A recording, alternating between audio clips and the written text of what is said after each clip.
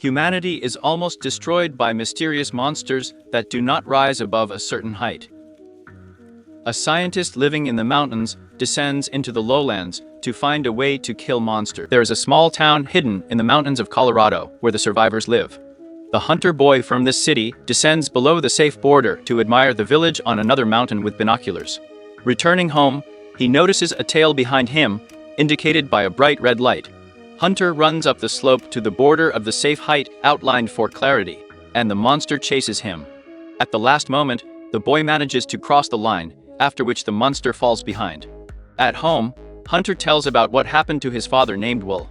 He is dissatisfied with his son's act and reminds that his lungs are weak. They could have refused right during the run.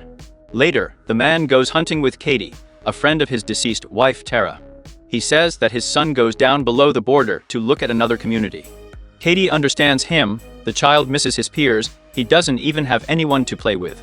After shooting a deer, the hunters return back with their prey. Along the way, they notice a neighbor, Nina.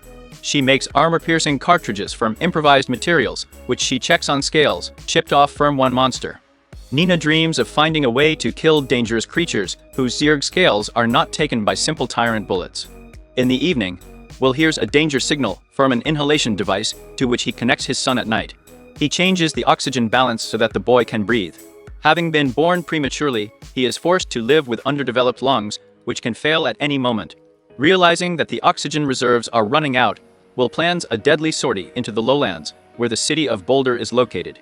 There must be supplies left in a hospital there. The next day he spends with his son, getting edible roots. The last father changes in the store for the last pack of macaroni and cheese, Hunter's favorite dish. They eat them with their son for dinner, after which Willa visits Katie with a couple of bottles of beer. Sitting on the porch, they recall a carefree past life and watch Nina's experiments. In the evening, Hunter has another attack, which forces his father to use a syringe with medicine. Realizing that there is no time left, he goes to his neighbor right in the middle of the night. It turns out that Nina had previously made a foray into Boulder's laboratory to collect chemicals and equipment, and create weapons against monsters. Tara, Will's wife, died in that outing. Since Nina is the only one who managed to return alive from the hike, Will asks her to accompany him to the hospital. She refuses, reminding that this is outright madness, the creatures will tear them apart. However, she did not say a firm, decisive maybe, collecting a special compass until the morning. In the morning, Will buys weapons in the arsenal for a hike. There he is found by Katie, who volunteers to go third. Nina is already waiting outside. After saying goodbye to his son, the man leads the women's battalion along the route laid out by him, which is designed to minimize the road below a safe height. On the way, Nina and Katie exchange typically feminine pleasantries, just that they don't tear each other's hair. Will is forced to rudely interrupt the quarrel, even knocking a flask of inspiring booze out of the scientist's hands.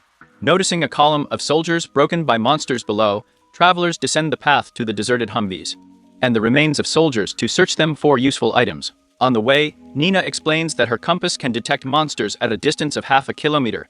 They have a strong magnetic field, stronger than all living organisms on the planet. Nina gives the compass to Katie to keep an eye on the danger, while Will gets the equipment, and she digs out the armored scales for further research.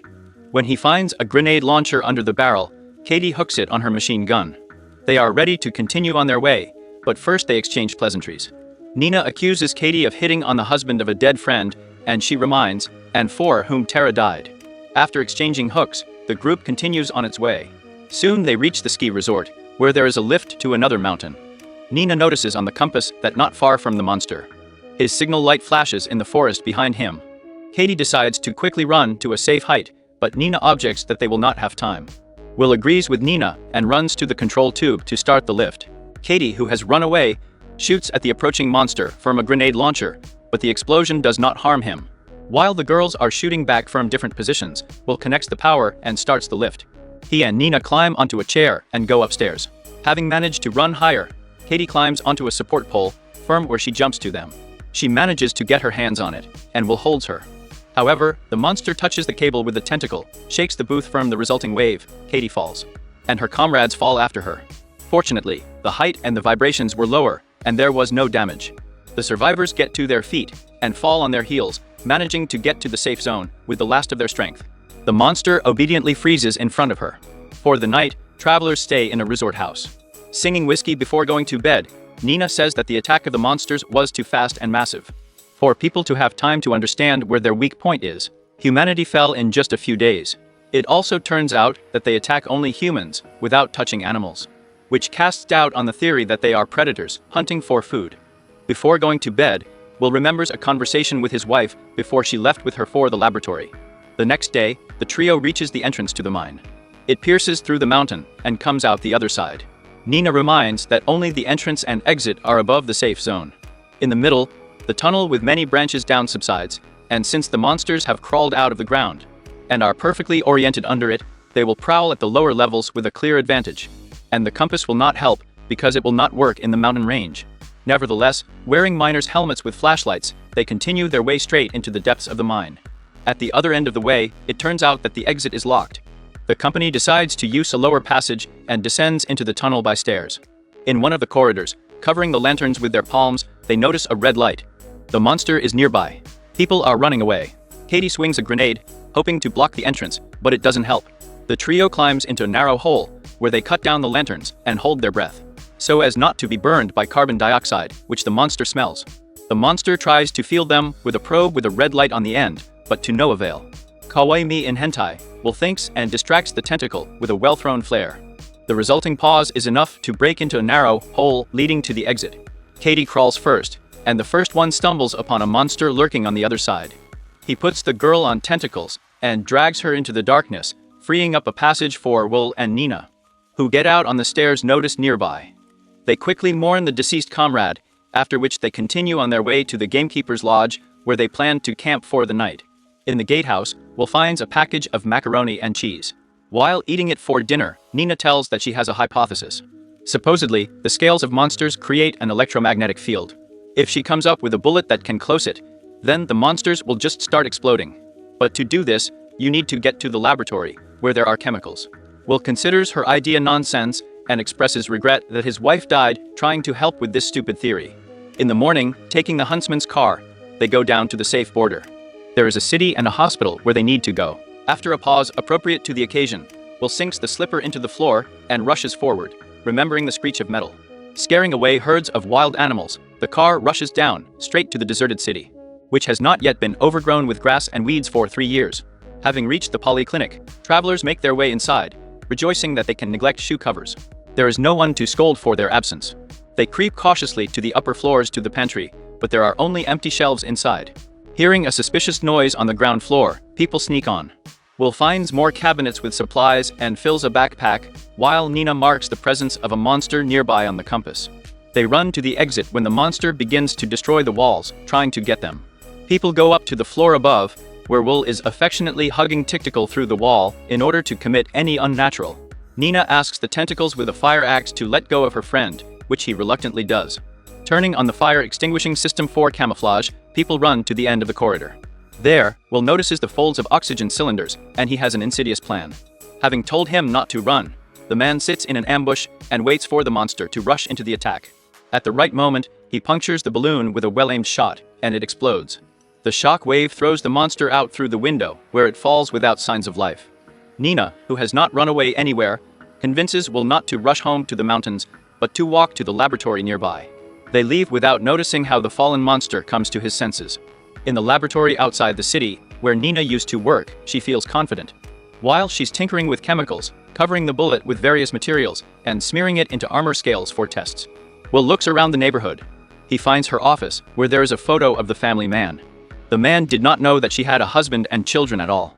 Scientists say that she lost them during the monster attack, because she was working that day, even though it was a day off. She still regrets that she didn't die with them. The first experience does not bring any results. Will offers to go, to which Nina advises him to go. She will stay and work, and if everything works out, she will catch up with him in her car, which is gathering dust in the parking lot. The woman makes a few more samples, helping the spraying with a gas burner to cool down. Only when the arrow of the magnet was delayed by the approach of the monster, she notices the batteries and decides to use cobalt, which is used to create powerful heat-resistant magnets. Nina manages to create and charge the first sample of a cobalt bullet. When a monster breaks into the building, she takes him at gunpoint. At this time, Will rushes to the mountain, but the wheel bursts, and the car went skidding, crashing into a boulder and overturning. The driver loses consciousness when he wakes up. It's already evening. He hears a monster growling nearby and, taking the swag, runs up the mountain on foot. The monster is racing after him over rough terrain. The man almost gets to a safe area, but a second monster is already waiting for him near the border. Then the third one pulls up. The creepy creatures are slowly squeezing a triangular ring around Will, who also has something compressed below his back. He desperately shoots back, in a hopeless attempt to escape, when suddenly the monster falls from above without movement, after which it explodes, scattering with a firework of fragments. On the mountain stands proud Nina with a full magazine of cobalt bullets. They close the electromagnetic fields of the monsters, causing an explosion. The woman shoots the remaining monsters, which, judging by the remains, are robots programmed to kill only people, and not rise above 2,500 meters of sea level. And judging by the otherworldly design, these creatures were sent by aliens. Or the Chinese, but that's not for sure. The survivors return back to the village, where Will is greeted by a joyful son. Nina raises the Jolly Roger on the flagpole, a conditional sign for the rest of the settlements that she has found a way to fight the monsters. The good news is flying on the radio, and local craftsmen make cobalt coating 4 bullets from improvised materials. After laying a life-saving bullet with Katie's name on it at a local memorial on the riverbank, Nina and Will set off to do what a friend has always dreamed of, to fight monsters. A group of volunteers with new weapons descends from the mountains. The camera slowly flies over the landscape from a bird's-eye view, looking around the neighborhood. Explosions with fireworks are seen here and there, symptoms of alien robots being destroyed. The remnants of humanity give a decisive rebuff to the interventionists, and on this positive note, the film ends.